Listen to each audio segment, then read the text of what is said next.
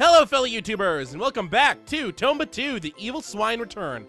On the last episode, we started going through the Donglan Forest, found out that the floor was pretty much just water, as you can see whenever I pan the camera back over this way.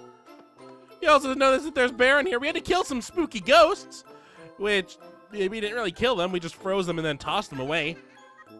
But got rid of a ghost, got a blue fruit, and got a blue key from a guy who wanted the blue fruit, and experimented with the weird art style.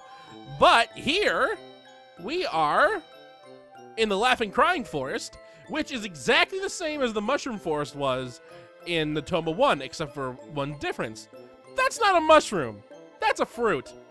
So, as you notice, it's switching back and forth, because it's a lot easier than what it was in the Mushroom Forest, where it was just a random color and it didn't tell you what it was about.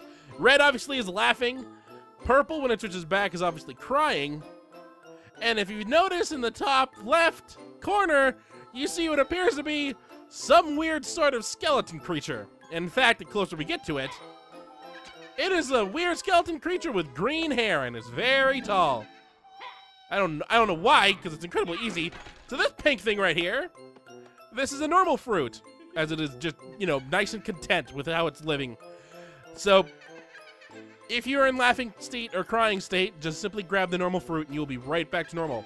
But we have a crying door right here, which we can't enter because we're not in crying mode. If we continue going forward, you can actually see that there's a couple houses here. There's one down there, but that has a laughing door on it.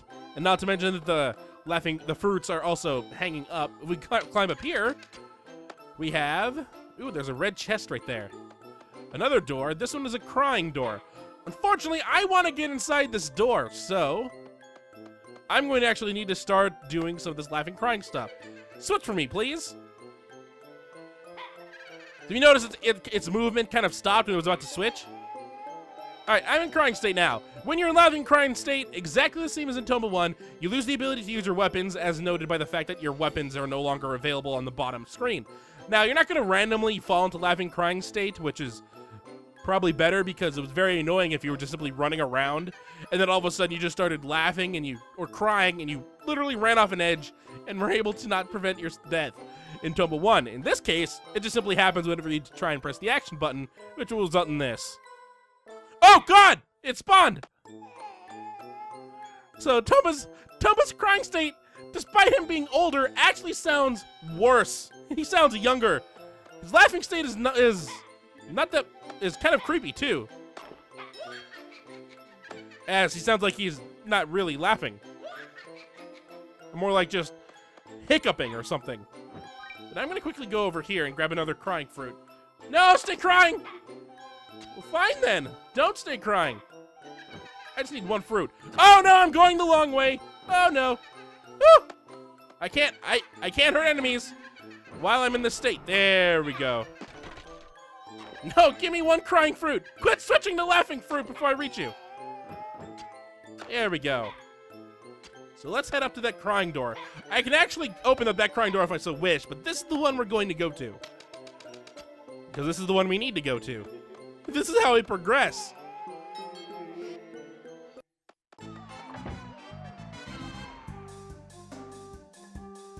Put that away here.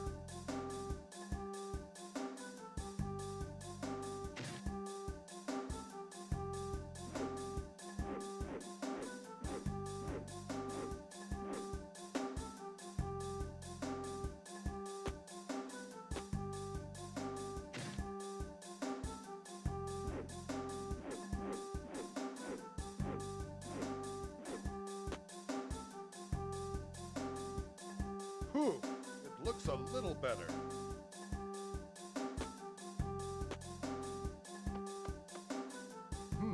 Oh, it's a customer. You're very talented. Pretty useful, isn't it? If humans wanted to do the same, they couldn't without a grapple. Grapple? Will that help us get to the hard-to-reach places? Yes, that's right. I think a long time ago. I remember seeing it around here. I can't remember. Well, if you want it, you can look around there. So this guy has a grapple. Unfortunately, he's not kind enough to give it to us. Mostly because he needs that grapple to do his daily work. But if we progress further, do not be a laughing crying door. You're not. You're just normal door. Notice this thing kind of looks a little out of place. In fact, there's a ladder right here. I can't even get on it until this thing is taken care of. And that's the way we need to go. So let's just grab this normal fruit.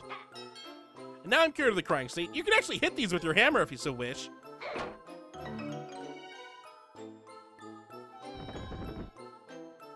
So you notice, I kind of destroyed part of a wall, or literally part of a wall. And you notice when the boulder, or when the wall kind of crumbled, we saw what appeared to be a blue chest underneath it, and it said, take the grapple. If I continue going forward as normal, music changed a little bit, and this is technically the next area, but it's the deep forest, and I'm not going to save it, but you notice that the ground is kind of spiky here, and if I actually go forward, there is no place for me to go. Luckily for me, spiky bottom actually just sends me right back to where I started. So back over to the Laughing Crying Forest, we need the grapple in order to progress. Which is good for us because getting the grapple isn't really that hard. And the grapple is actually one of the best items in the game, similar to what it was in Tomba 1. So here's another one of those switches, and you can kind of see a small rope at the bottom, at the base of this thing, that when we follow it leads us directly to the rock over here. So, no, I'm underneath it again. Just ignore it. Ignore all the fruit. Land on this thing. There we go. So I don't want to, well, normal fruit's right here. It wouldn't have been that hard. Woo!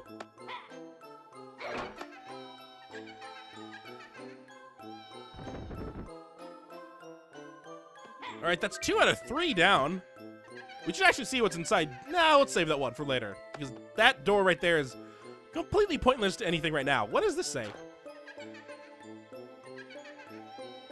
Oh, I'm touch. Oh, that was nice. I disobey rules. So there's the steps how to do the grapple. Exactly the same as it was in Tomba 1. So let's open to the blue chest, and grapple is acquired. You can suspend the grapple from certain kinds of ceilings. Then you swing back and forth on it and go fast enough to just fly along, suspended from ceilings as you go. So, this door right here, we've actually seen a couple of these doors. I think we saw one in the Ranch Summit. And that's it. I can't recall if there was one in... No, there was not one in the Waterfall of the Heavens area. But, it's locked. We can't do anything with it. That is going to happen much later. Much TM later. Oh, God! Now that we have the grapple, these pink ghosts are now here. Get me past this. So the grapple works exactly the same as it does in Tomba 1.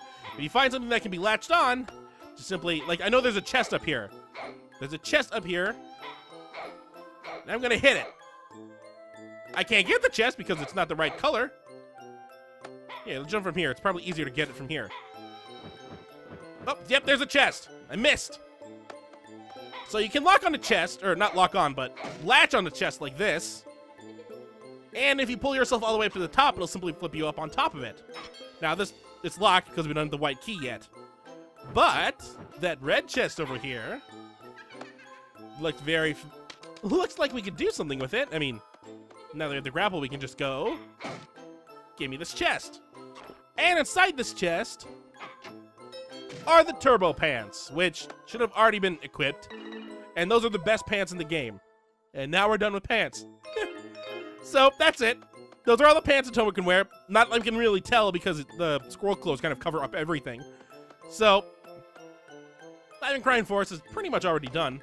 There's a blue chest down there, some more Laughing Crying fruit, and some gems if we want. A red gem right, not a red gem. A red, what is the word? Chest! There we go. So, let's head back over to the Laughing Crying door. We just need a crying fruit first. Come on, you thing. Switch to crying!